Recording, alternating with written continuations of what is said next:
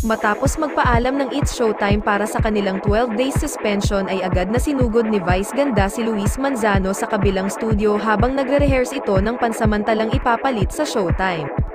Ang pagpunta ni Vice Ganda kay Luis ay upang magbigay ng suporta at hindi sa kung ano pa ang magiging issue tungkol dito. Tila naghabilin si Vice na at sa madlang people sa kanilang pansamantalang pagpapahinga sa ere. Una nang ibinahagi ni Vice ang litrato kasama si Luis sa kanyang Instagram at ilang mga videos, kung saan masaya rin siyang makipag-usap sa ibang host ng It's Your Lucky Day na ipinalabas noong Sabado. Una nang nagbigay ng mensahe ang host na si Bong Navarro sa kanilang last airing day, ayon sa host.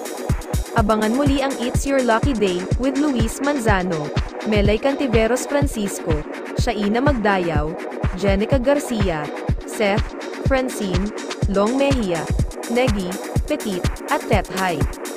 At kami naman po sa aming pagbabalik October 28, magsasama-sama tayo muli para sa Mini Miss You, The Cutest Finale. Ang mga host ay sumang-ayon kay Bong nang isara nila ang palabas sa isang mataas na tono sa kanilang karaniwang pagsasara ng mga spills, kaya madlang people, we will be right back, mami-miss namin kayo. Pero mabilis lang yan, kaya magkita-kita tayo muli. Nagpahayag naman ng suporta ang mga netizens sa noontime variety program sa comment section sa official YouTube account ng show. Ibinahagi nila kung paano hindi sila makapaghintay sa pagbabalik ng palabas dahil nagbibigay ito ng saya tuwing tanghalian.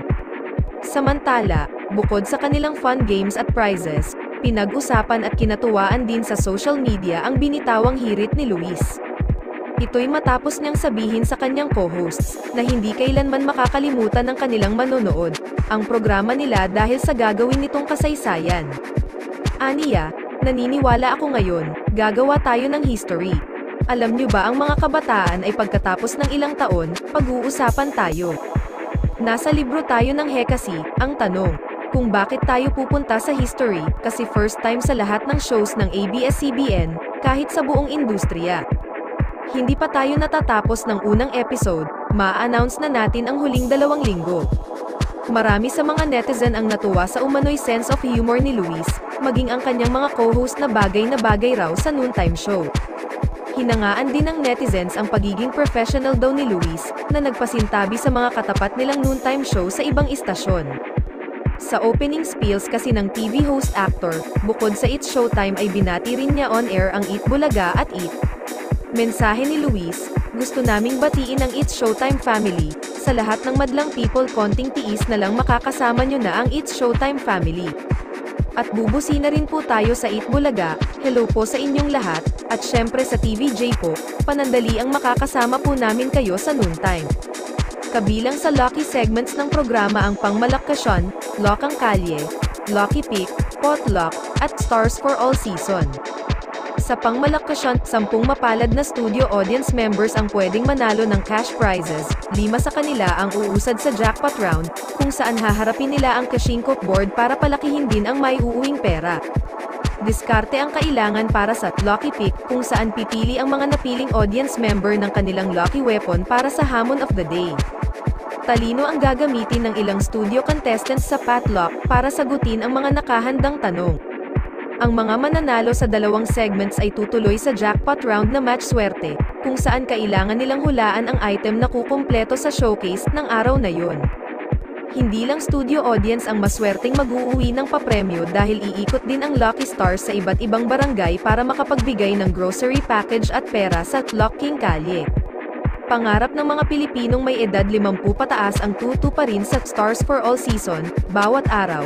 2 mga awit ang maglalaban-laban sa 2 rounds at kakanta ng tig-isang modern at classic song. Ang aspiring singer na makakakuha ng pinakamaraming bituin ay tutuloy sa weekly finals. Abangan sa susunod na mga araw ang iba pa nilang hosts na sina Andrea Brillantes at Kyle Echari, pati na ang kanilang surprise guests. Sa kabila ng pagtanggap ng desisyon ng MTRCB sa It's Showtime, nanindigan ng Kapamilya Network na walang naging paglabag ang nasabing noontime show sa anumang batas.